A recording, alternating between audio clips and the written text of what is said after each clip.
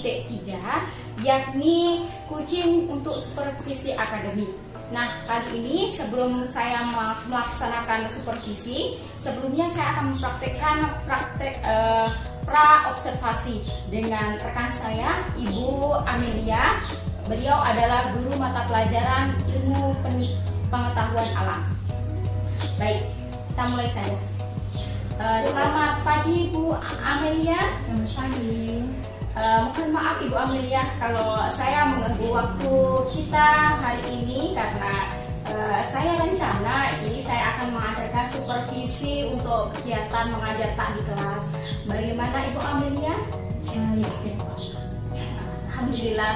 Pada kali ini Bu Amelia saya akan melakukan tahapan perdana dari kegiatan supervisi, yakni pra-observasi masalah.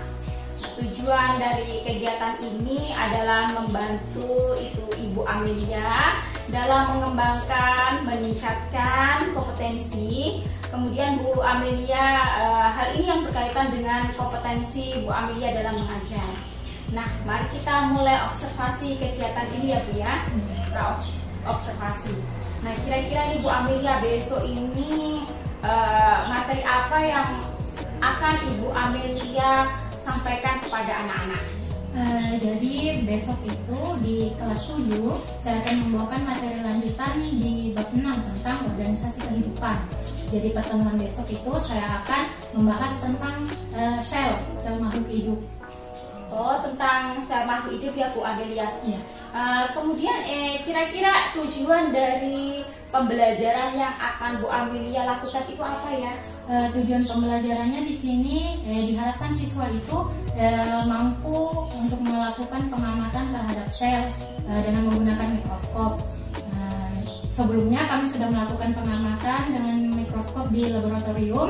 Jadi pertemuan besok ini kami akan lebih terfokus pada organel-organel apa saja yang ada di dalam sel. Kemudian siswa itu mampu menyebutkan fungsi dari organel-organel tersebut. Oh, berarti tujuannya supaya siswa mampu menyebutkan organel-organel tersebut ya Bu ya. Kira-kira menurut Bu Amelia ini persiapan apa aja yang sudah Bu Amelia lakukan sampai saat ini? Ya, untuk persiapan yang sudah saya siapkan yaitu yang pasti yang pertama RPT, RKPD dan juga media untuk pelajaran mengajar di kelas. Iya. Kemudian kira-kira nanti dalam kita melakukan pengajaran di kelas ya Bu ya, mungkinkah adakah kendala dalam pembelajaran siswa? Jadi kendala dalam pembelajaran yang seringkali kita ketemukan itu yang pasti ada perbedaan dari cara siswa untuk memahami atau menangkap ilmu yang diberikan kepada guru. Pasti dalam satu kelas siswa itu memiliki kemampuan yang berbeda-beda dalam menerima ilmu yang kita berikan. Jadi siswa itu biasanya ada yang penangkapannya itu kurang, ya. Ada yang sedang dan ada yang baik. Jadi tugas kita di sini untuk bisa menyeimbangi mereka dengan kemampuan penyerapan ilmu yang mereka miliki. Jadi kemampuan anak itu memang beda-beda ya Bu Amelia. Ya. Terus misalnya kalau kita bagaimana pengenalan terhadap anak-anak yang kurang, sedang ataupun tinggi itu bagaimana perlakuannya Bu Amelia? Apakah sama atau berbeda? Terus perlakuannya kira-kira kayak gimana ya? Jadi bagi siswa yang pemahamannya itu kurang atau belum sesuai dengan apa yang saya inginkan, maka saya akan lakukan lagi pemberian materi ulang supaya mereka bisa lebih paham dengan secara perlahan. Kemudian bagi siswa yang pemahamannya itu sudah cukup atau sudah baik, maka saya akan berikan tugas tambahan agar pengetahuan mereka itu bisa lebih berkembang. Bagus sekali ya Bu Amer. Baiklah, terima kasih Bu Amer. Jadi besok kira-kira saya mau observasi di kelas ya Bu Amer ya. Iya, siap. Oke, berarti besok saya langsung ke kelasnya Bu Amer. Semoga besok berjalan lancar ya Bu Amer. Terima kasih. Sama-sama.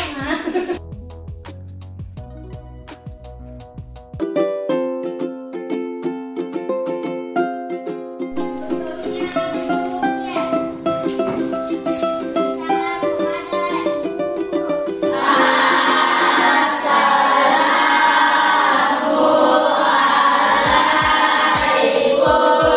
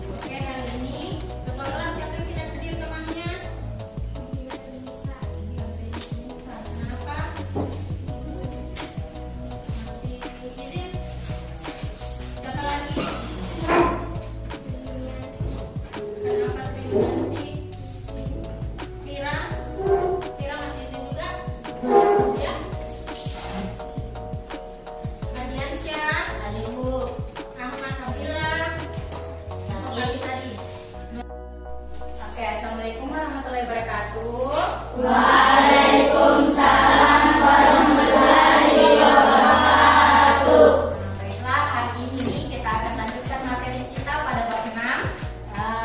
Pertemuan sebelumnya kita sudah membahas kemarin tentang pengertian organisasi kehidupan, ya kan? Apa kemarin pengertiannya organisasi? Coba bisa dibuka kembali buku catatannya. Mana kemarin buku catatannya? Apa kemarin pengertian tentang organisasi?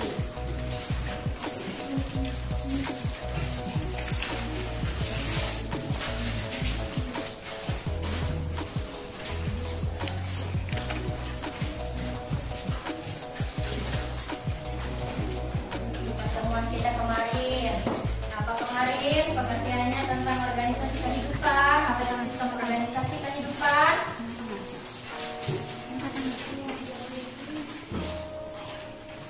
Siapa yang tahu? Nah, ya, silakan, Mahmud. Organisasi kehidupan makhluk hidup. Ya. Interaksi makhluk hidup dengan lingkungan. Nah, Pencemaran lingkungan. Pemanasan global. Lapisan bumi. Tata surya. jadi organisasi kehidupan itu adalah suatu kelompok, ya. Maksudnya contohnya itu seperti kita berada di dalam kelas ini, berarti kita adalah organisasi di dalam kelas. Nah, dari beberapa organisasi kehidupan itu kita akan masuk pada materi pada hari ini, yaitu tentang sel. Bisa dilihat materinya kemarin tentang sel. Coba dilihat di bukunya, ada bagian sel sebagai unit struktural dan fungsional kehidupan. Jadi sel ini merupakan bagian terkecil dari suatu makhluk hidup, ya. Jadi dia itu adalah yang paling kecil, ya. Jadi sel ini terbagi atas dua, ya. Ada sel prokariotik dan sel eukariotik. Ada yang tahu apa itu sel prokariotik dan sel eukariotik? Ya, silakan Hikma. Inti sel tetapi inti selnya tidak diselubungi membran inti. Untuk apa itu sel apa? Prokaryotik. Untuk sel prokariotik. Jadi sel prokariotik adalah sel yang memiliki inti sel tetapi tidak diselubungi membran inti. Kemudian inti sel. Jadi di sini Bu Guru punya model. Ya, model ini terbuat dari gabus. Bisa kalian lihat. Yang bulat ini adalah model untuk sel Tumbuhan. hewan dan manusia. Bentuk selnya seperti ini. Kemudian yang sebelah kirinya Ibu Guru, ini adalah model untuk sel hewan. Dari bentuknya saja bisa kita bedakan karena salah satu ciri-ciri sel untuk makhluk hidup yaitu dia tidak mempunyai dinding sel, sementara kalau sel tumbuhan memiliki dinding sel. Sehingga kenapa kalau tumbuhan itu lebih bisa berdiri sendiri atau tidak kaku, sementara kalau hewan atau tumbuhan kulitnya itu masih bisa dicubit, elastis karena ternyata bentuk selnya seperti ini, tidak memiliki dinding sel. Kalau kita lihat untuk sel hewan, ya, bisa dilihat di sini ada beberapa organel. Jadi organel-organel ini yang ada di dalam satu sel hewan. Di dalamnya ternyata sel itu hanya bisa kita lihat menggunakan mikroskop. Kalau kita gunakan mikroskop maka akan lebih jelas kita lihat di dalamnya seperti ini. Ada inti sel. Inti sel kemarin fungsinya sebagai apa? Ada yang tahu fungsi inti sel? Pusat kendali sel. Ya, jadi fungsinya sebagai pusat pengendali sel. Nah, terus ada lagi RE halus, ada membran sel, badan Golgi, mitokondria, RE kasar dan sebagainya. Sama halnya dengan sel tumbuhan, ya, ada bagian-bagiannya. Nah, untuk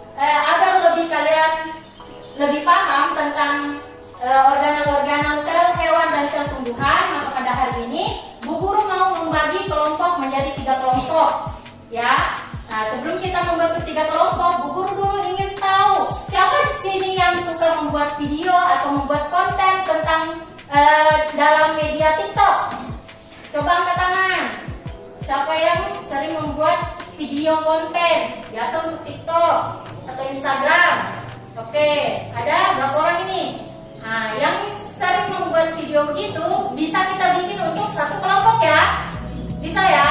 Kemudian siapa yang bisa bikin model seperti Bu Guru ini yang Bu Guru miliki menggunakan gabus? Silakan angkat tangan. Ya, nanti ini jadi 1 kelompok ya. Nah, kemudian yang mau mengerjakan tugas dalam bentuk makalah selain yang 2 tadi, silakan angkat tangan. Mana?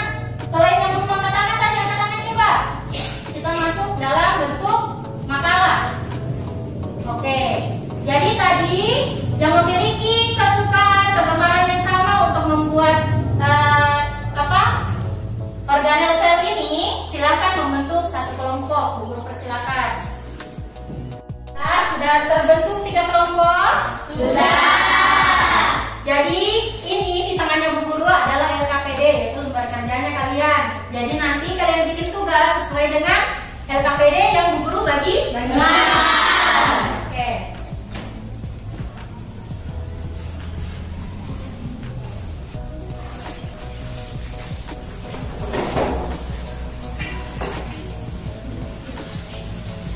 Baiklah, masing-masing kelompok sudah dapat? Sudah. Bu Guru persilakan untuk dikerja. Jangan terlalu lama ya. Kalau sudah dikerja silakan melapor.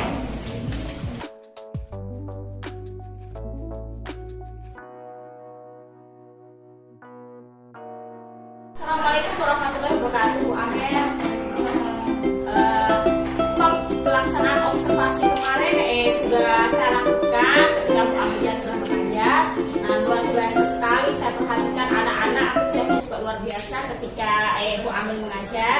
Nah, hari ini saya akan bincang-bincang sama Bu Amel pasca observasi yang saya lakukan. Nah, kira-kira ini Bu Amel, menurut Bu Amel sendiri, apakah pembelajaran yang Bu Amel lakukan kemarin itu berhasil nggak Bu Amel? Alhamdulillah, menurut saya berhasil karena antusias siswa yang biasanya cuma mencatat, menulis, tapi dengan kegiatan kemarin aktivitas mereka itu meningkat, mereka semangat untuk belajar. Dan saya kira memang pembelajaran seperti ini harus dibiasakan, harus sering-sering kita terapkan di dalam kelas. Wah, memang harus yang murid dibiasakan ya Bu, karena ini sepertinya sesuatu yang baru tapi bermanfaat sekali bagi anak murid.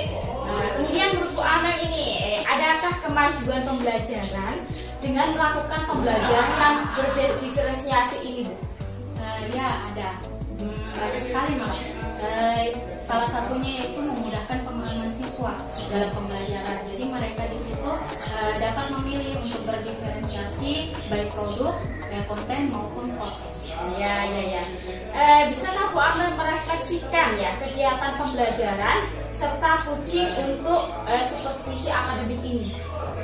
Baik dalam pembelajaran kemarin saya itu mampu memetakan minat siswa baik menggunakan audio visual maupun audiovisual. Sementara kalau dari kegiatan coach ya untuk supervisi akademik ini saya mampu mengembangkan dan meningkatkan kompetensi saya yang saya miliki, terutama kompetensi dalam mengajar. Kemudian rencana tindak lanjut Ibu Amel, apa yang Bu Amel lakukan terkait pembelajaran selanjutnya? Untuk pembelajaran selanjutnya saya rasa karena adanya peningkatan dalam aktivitas belajar siswa, jadi kedepannya ini saya memiliki rencana untuk terus melakukannya, walaupun mungkin tidak setiap hari, tapi ada kegiatan untuk pembiasaan baik terhadap siswa maupun terhadap saya sendiri. Jadi akan terus dilakukan ya Bu Amel ya. Alhamdulillah, terima kasih Bu Amel atas observasinya di pembelajaran Bu Amel. Semoga kedepannya saya bisa belajar, Bu Amel juga bisa meningkatkan kompetensinya dalam mengajar. Terima kasih. Wassalamualaikum warahmatullahi wabarakatuh. Waalaikumsalam.